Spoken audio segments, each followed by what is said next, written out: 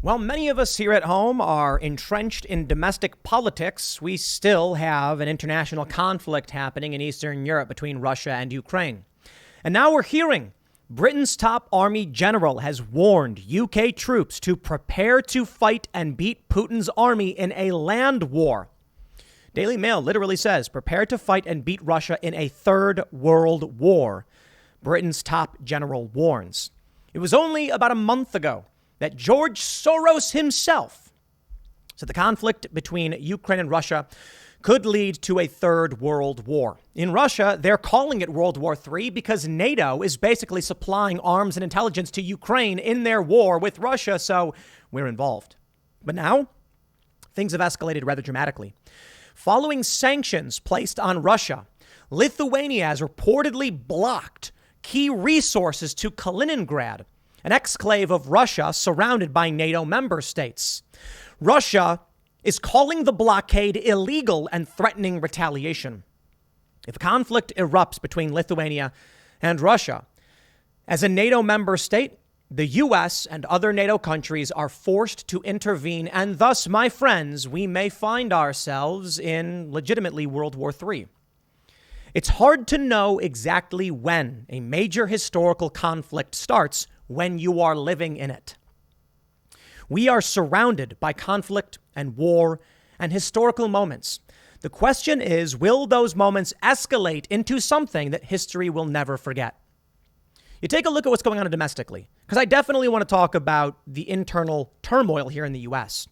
Should we be forced into some kind of World War III or international war? I don't know if the U.S. has the stability to withstand something like that. Now, is the U.S. in a civil war? Some have argued it is. Some have argued it's civil strife, the precursor to civil war. And some have said it's a fifth generational civil war. And I've made some point about all of these ideas because I think it really comes down to semantics and where you think we're headed. I think about what was going on in the prelude to the precursor to the first American Civil War, the strong moral issue of slavery, and now we have abortion.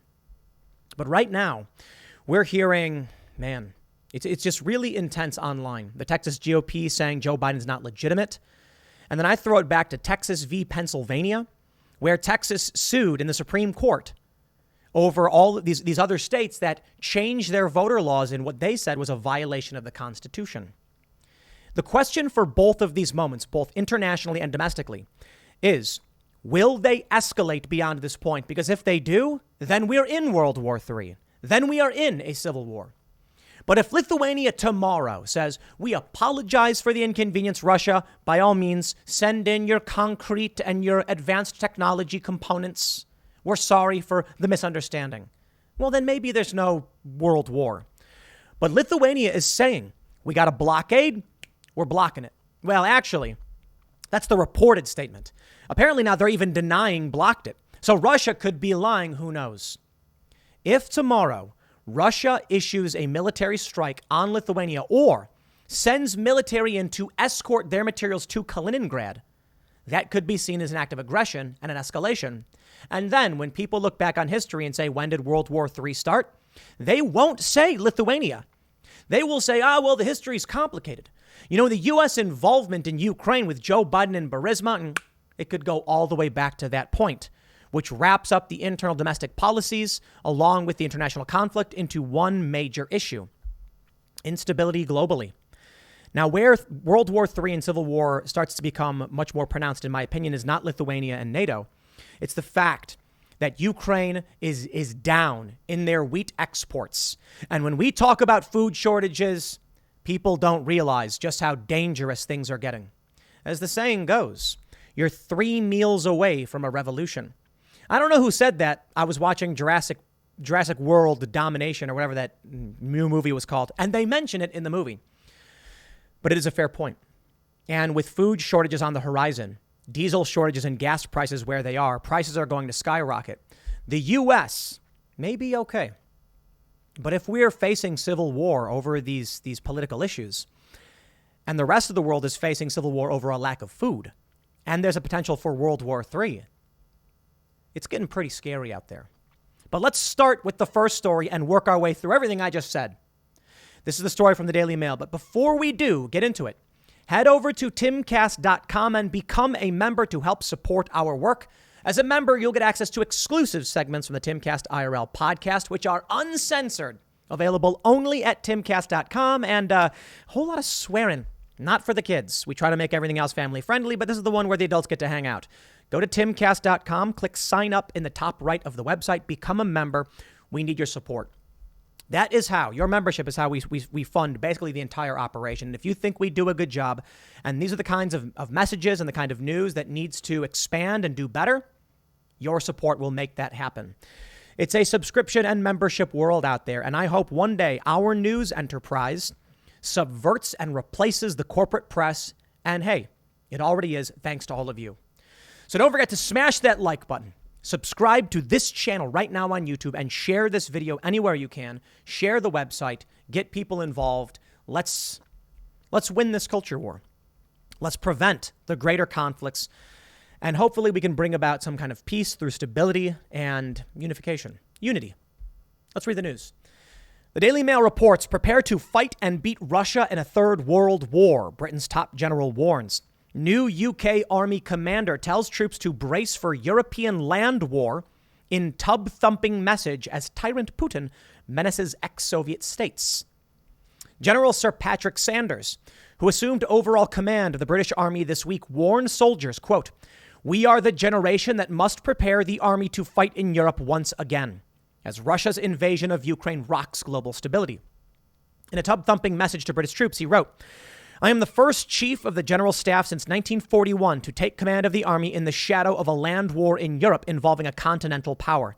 The scale of the enduring threat from Russia shows we've entered a new era of insecurity. It is my singular duty to make our army as lethal and effective as it can be. The time is now and the opportunity is ours to seize. It comes as Putin menaces NATO countries and this week taunted former Soviet states in Europe by declaring they are part of historic Russia." Putin made the comments in response to a dramatic statement by Kazakh President Kassym-Jomart Tokayev, who sensationally declared he did not recognize the self-proclaimed People's Republics of Donetsk and Luhansk in eastern Ukraine.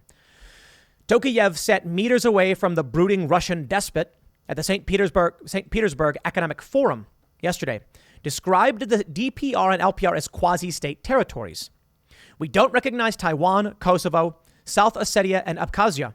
We apply this principle to the quasi-state territories, which in our view are the Luhansk and Donetsk People's Republics," the Kazakh president said in a daring defiance of Putin's war in eastern Ukraine. The Russian president sat quietly, considering Tokayev's comments before appearing to deliver a calm but quietly menacing warning. "What is the Soviet Union?" Putin asked rhetorically. "This is historic Russia." He went on to paint Kazakhstan as a nation friendly to Russia, but quickly added, "The same thing could have happened with Ukraine, but they wouldn't be our allies." Maximilian Hess, a fellow at the Foreign Policy Research Institute, told The Telegraph that Putin's retort to Tokayev was a clear threat and argued that Tokayev was reliant on Russian support following widespread riots in Kazakhstan in January. Now, I'm not super concerned about Kazakhstan necessarily. It's interesting to see potential instability. They're going to mention Boris urges world leaders to hold their nerve for a long war in Ukraine or risk the greatest victory for aggression in Europe since World War II, in dig at Macron's plea to make nice with warmonger Putin. So World War III. Now, I'll say this. Editorial, hyperbolic. Yeah, maybe. To be completely honest, the Daily Mail may just be calling it a third world war. I think that's a generally fair assessment. But if Russia doesn't get any support from other countries, if a land war does break out, can you really call it a World War III? I don't know. World War III is interesting because it typically was great European powers anyway. Now, there was other war going on at the time. We will see. As it stands right now, the threat is real for World War III. From the Financial Times. Russia threatens retaliation against Lithuania following rail blockade. Baltic state halts transport via train of Russian goods under EU sanctions to exclave of Kaliningrad. For those that aren't familiar with Kaliningrad, it is north of Poland, and it is to the west and southwest of Lithuania. It is a Russian oblast, basically a state, on the Baltic Sea, but separated from Russia and surrounded by NATO member states. Estonia, Latvia, Lithuania, Poland. Belarus is also right here. Russia transports goods through Lithuania. Let's read the report. Moscow has threatened to retaliate against Lithuania after the Baltic state halted the rail transport of Russian goods under EU sanctions to the exclave of Kaliningrad. Russia's foreign ministry summoned Lithuania's charge d'affaires in Moscow on Monday to demand an immediate cancellation of the restrictions or face actions to defend Russia's national interests. Grigory Karasin, a former senior diplomat who chairs the Foreign Affairs Committee in Russia's upper house of parliament, said the demarche was harsh and warned any response would be quite decisive, according to Russian news agency Interfax. Lithuania, which controls the only overland rail route linking Kaliningrad with mainland Russia, at the weekend began limiting the export of goods covered by EU sanctions in retaliation for President Vladimir Putin's invasion of Ukraine. The restrictions affected oil, cement, steel, iron, coal, and other goods amounting to slightly more than half of total Russian rail supplies to Kaliningrad, the ministry said. I like to pause. I called this one. At least the potential for it. I like to say I called it because they're always like, what did Tim even get right? I get a lot wrong. But when I get it right, this was obvious. This is what I pointed out months ago. If Russia is getting involved in conflict and Belarus is involved, how long until Belarus tells Lithuania or Poland we need a direct and secure land route into Kaliningrad? You think Russia is going to let one of its states be cut off? Imagine if the U.S. was sending a freighter to Hawaii with supplies and China blocked those boats from coming in, saying we control these waters. Now, I know it's a bit different because it's open Pacific. This is Lithuania's actual border of their country. But imagine what would happen if our supplies were unable to make it to our... Imagine if Canada blocked our shipments going into Alaska for some reason. I mean, that would be very, very serious. And then we say you can't do that now. Canada and the U.S. are basically buddy-buddy. I understand it's not going to happen. But this is insane. Russia's not going to sit back and be like, guess our people starve. No, they're going to be like, Lithuania, you have not the power to stop us from getting supplies to our people. Will NATO intervene? They have to, according to the terms of the agreements of NATO. And if the United States said we're not getting involved, then NATO's basically worthless. And I'm sure Russia would try to prove that. Josip Borrell, the EU's chief diplomat, gave a full-throated defense of Lithuania's actions on Monday, saying that while he was always worried about Russia's retaliation, Lithuania was not guilty. Lithuania has not taken any unilateral national restrictions and only applies EU sanctions. Lithuania is doing nothing else but implementing the guidelines of the Commission. Oh, that is just brutal. Look, the EU told us we can't do it. It's nothing to do with us. That's amazing. Sandwiched between Lithuania and Poland, Kaliningrad has been a source of tension between Russia and Europe since the Baltic states declared independence from the USSR in 1991, leaving it without a direct overland route to Moscow. Russia's Baltic Fleet, which has almost 80 warships and submarines, is headquartered there. Moscow has also deployed nuclear-capable Iskander ballistic missiles in the region, though it has not said whether they carry nuclear warheads. Dmitry Medvedev, deputy head of Russia's Security Council, warned in April that it would be impossible for the region to remain non-nuclear if Finland and Sweden joined NATO, suggesting the possible nuclear deployment could be made official. The EU sanctions have isolated Kaliningrad further still, forcing Russian planes to make a detour over the Baltic Sea due to a ban on using the bloc's airspace. Lithuania rejected Russia's accusations it acted unilaterally and said its move was in compliance with the EU measures, which contain different winding down periods after which the goods in question can no longer be shipped to Russia. It's not Lithuania doing anything. It's the EU sanctions, said Gabrielis Landsbergis, Lithuania's foreign minister. It is done with consultations with the European Commission and under the European Commission guidelines. The Kremlin likened the restrictions to a blockade and said it would assess the situation before deciding whether and how to respond. Okay. NATO fighting Russia. Yeah, I'd call it World War III, but would China get involved? I think you would need China's involvement in support of or in concurrence with action against Russia or Russia against Lithuania.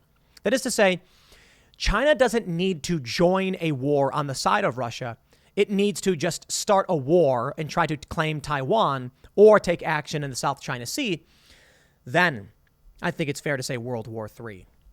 Or maybe with Belarus involved, we're going to start seeing things popping off.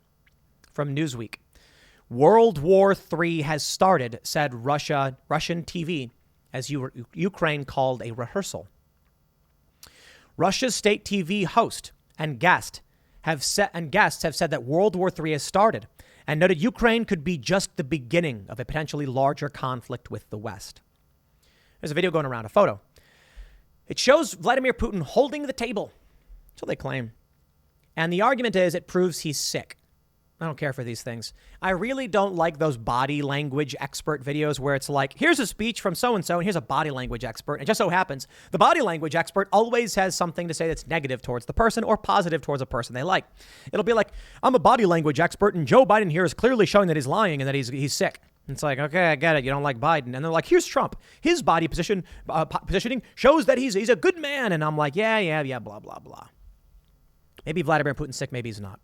If he's sick, then expect war, because I don't think he's going down without a fight. But if he's not sick, I don't know why it matters. Maybe one would make him more desperate.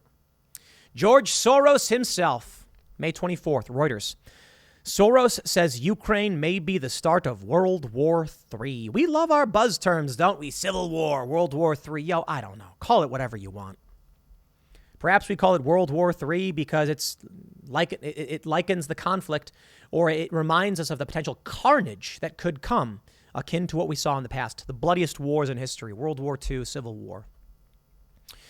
Vladimir Putin's pals warn of triggering World War III as Russia bares its teeth to NATO. The damning threat comes amid claims Russian President Vladimir Putin could declare martial law and mobilization in 5 Russian regions bordering Ukraine in desperate bid to boost his war effort. Okay. Let's talk about why else.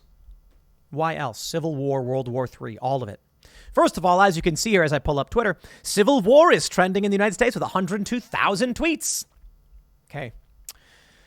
Pwn All the Things on Twitter is a NatSec, national security and info security, platform security pundit, verified on Twitter, saying a 40% collapse in actual harvest and an 80% collapse in harvest reaching the export market.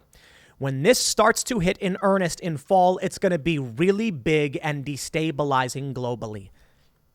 If this tsunami is coming, let me put it this way. We get a warning a hurricane is coming. We don't feel the brunt. And sometimes the hurricane changes course. In 2014, I think it was 2014, I was in Miami. I think it was 2014. I could be wrong. And we got word a hurricane was about to slam into the Panhandle State. Is that what they call it? The Panhandle State? I don't know, whatever. Florida. And I remember getting a hotel and they were like, get ready for this one. It's going to be intense. You'll probably be okay, but get your supplies. And I was like, well, I'll be here to document what's going on. It was coming. And then at the last minute, it got blown north. And everyone's like, crisis averted. But we all saw the signs. We all were warned it was coming. And then we got lucky. They keep telling us. Take a look at this tweet. Dmitry Alperovich, he is Geopolitics National Security, Chairman Silverado Policy, founder Alperovich, co-founder CrowdStrike. He says, Ukraine's harvest may decline to 60 million tons of grain and oilseeds this year, 43% decrease according to Deputy Agricultural Minister Dmytrishevich. So far, Ukraine has exported 4 million tons in the last 4 months versus a usual monthly export of 5 to 6 million tons. That is 1 million tons of, I believe, grain, 1 million tons per month, 1 million tons per month versus 5 to 6.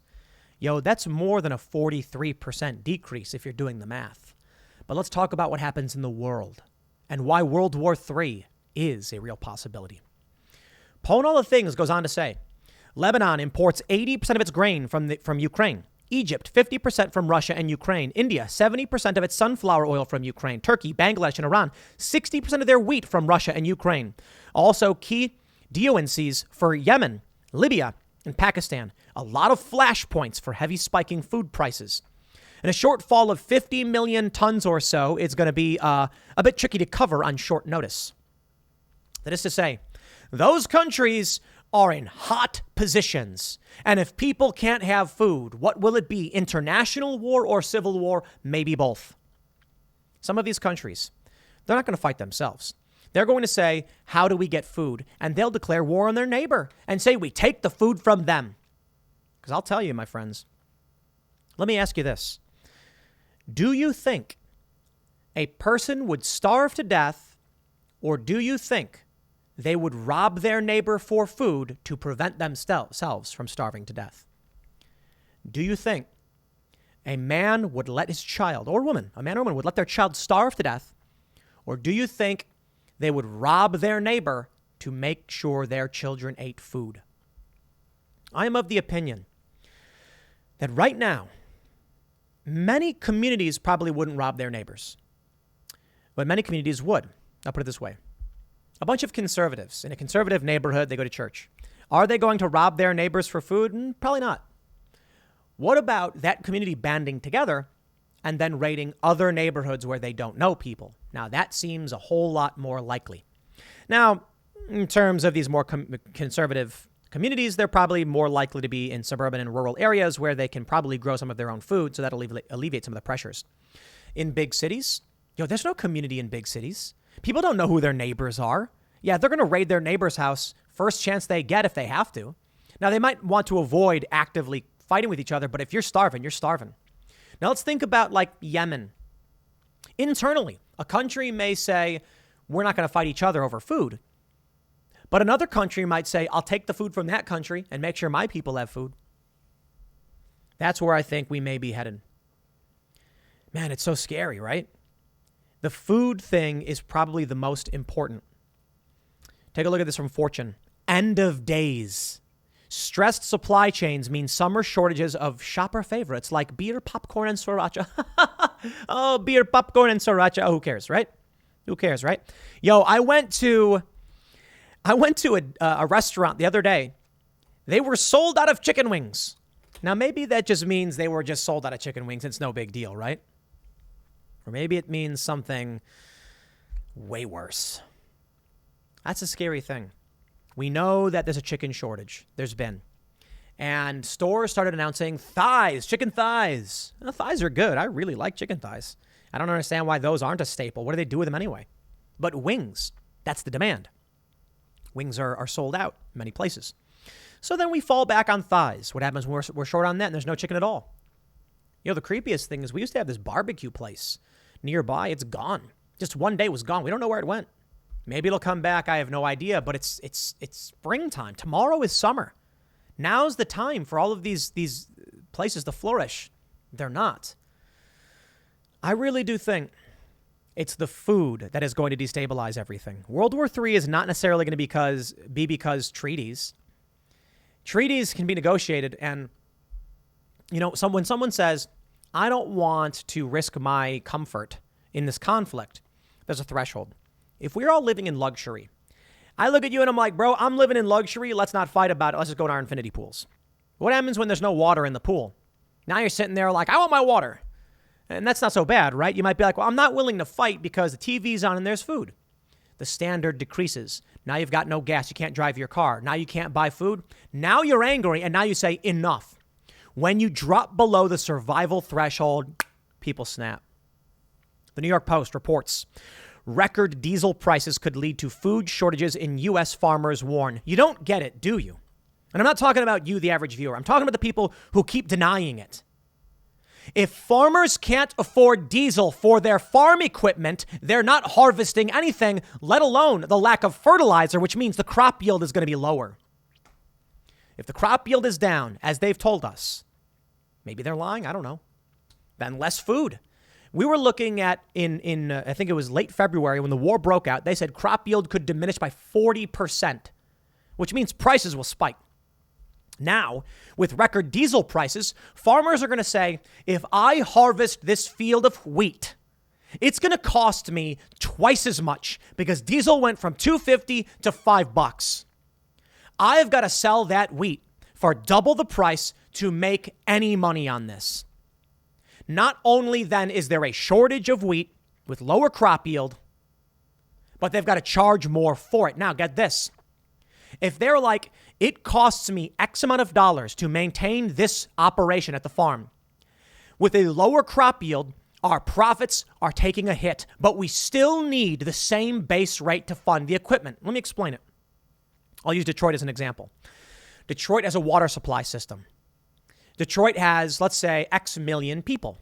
The cost of maintaining the static water disbursement system is divided among X people. If the amount of population is cut in half, the price of maintaining that system doubles per person. Get it? It's $100 to maintain the water. You have 100 citizens. Everyone has to pay $1 per month. 50 people leave. Now it's $100 divided amongst 50 people. Everyone's got to pay $2. Your costs doubled. Let's say you have a farm and you normally have 100 pieces of wheat. I'm just using a low general number. 100. You sell them each for $1. That maintains the machines, the land, your taxes, all the stuff you got to pay, your employees, their salaries. This year, you only have 40 pieces of wheat. You still need to cover the cost of the operation, which means you need the same amount of money from selling the wheat if it's 40 versus 100.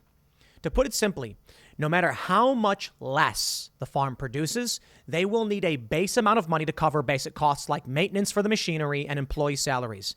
Now, they may lay people off and say, we don't have as much to harvest, but there are still certain base costs.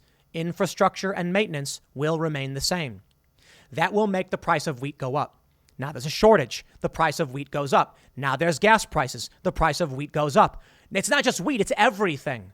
So you are looking at going to the grocery store, and not only will they say, we don't have any bread, when it does come in, it's going to be $20 a loaf. And I don't know if it'll actually be $20. My point is, I went out to eat.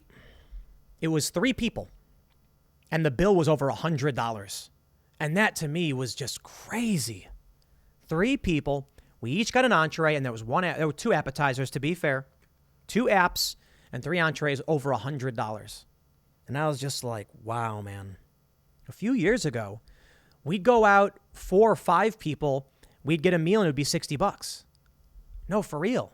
And you don't notice. People really don't notice how crazy things are getting.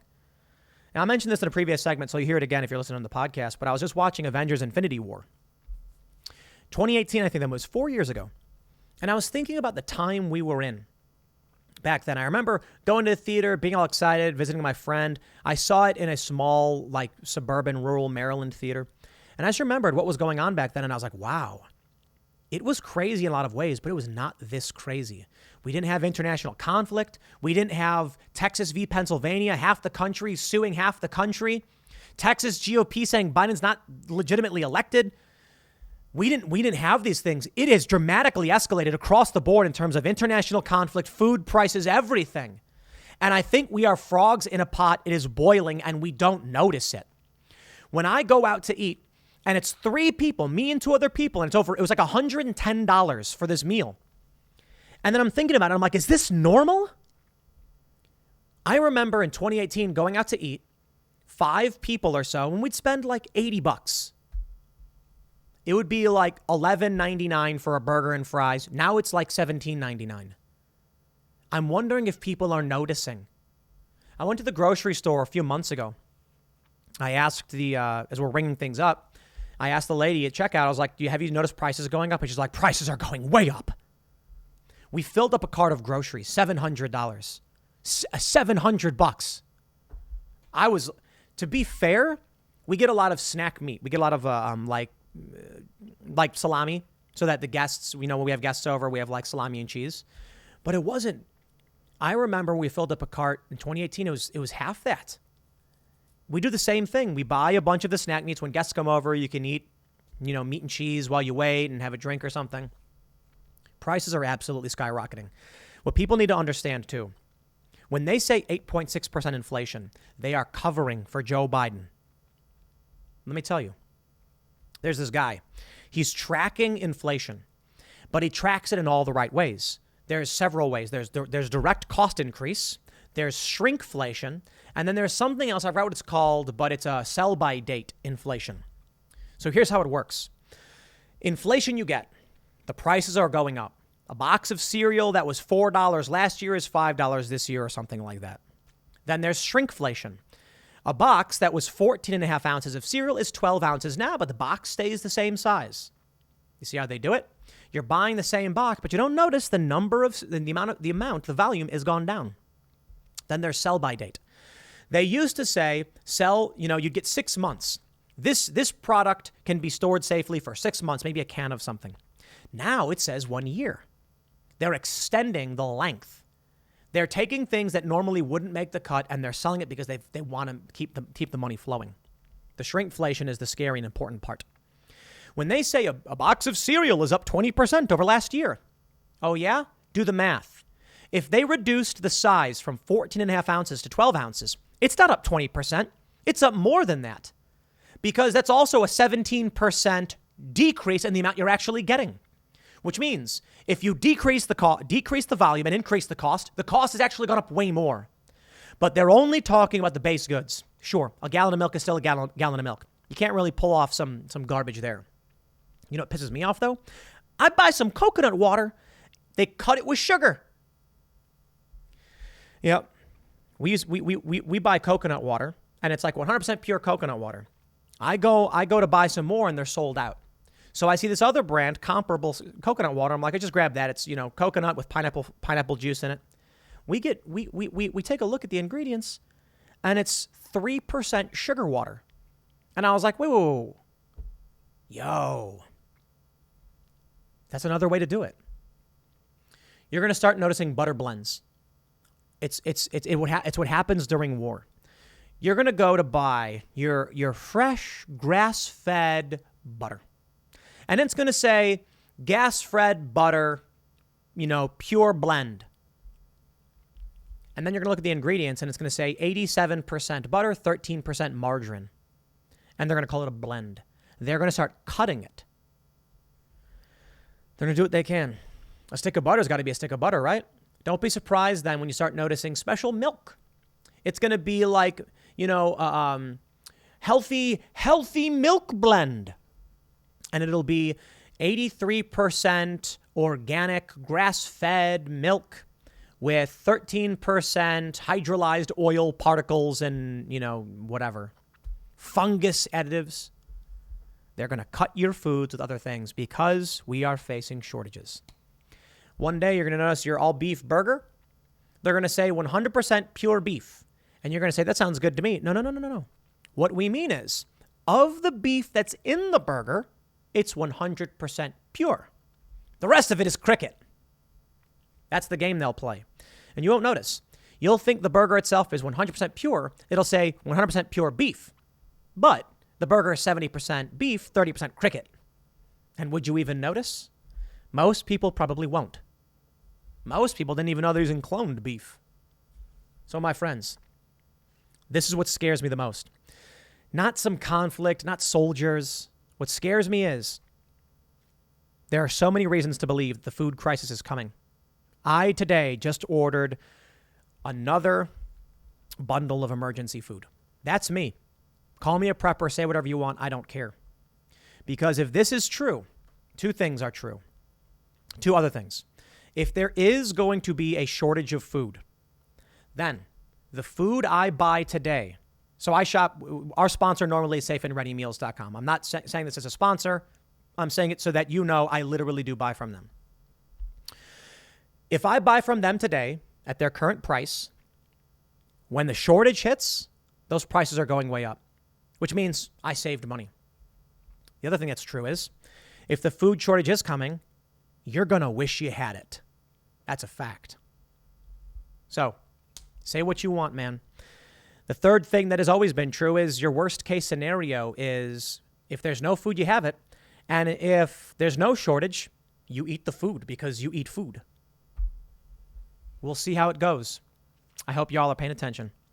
Next segment is coming up tonight at 8 p.m. over at youtube.com/TimcastIRL. Thanks for hanging out, and I will see you all then.